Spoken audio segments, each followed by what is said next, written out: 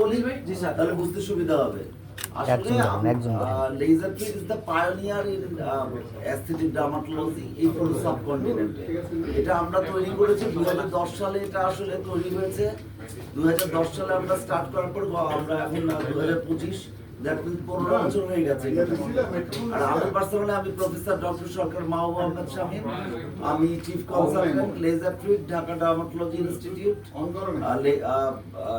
DHI এবং clinic 21। আমাদের আসলে 4টা ভিন্ন ভিন্ন ব্র্যান্ড রয়েছে। আমি এমনিতে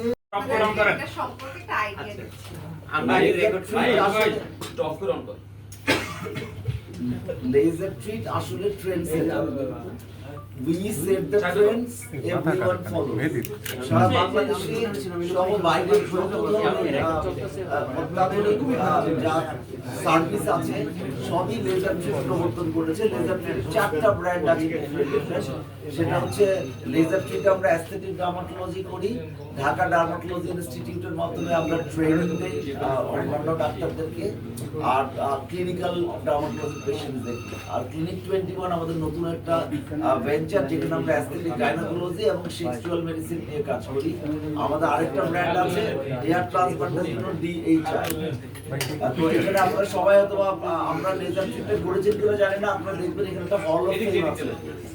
একটু প্লিজ কথা হচ্ছে, ডিস্টার্ব করবেন না। এখানে একটা হল অফ ফেম আছে। এখানে আমাদের বাংলাদেশের যত ধরনের laser treat, the proud physician of all the celebrities, like আপনাদের মধ্যে বিদ্যাসিনা মিম আছেন।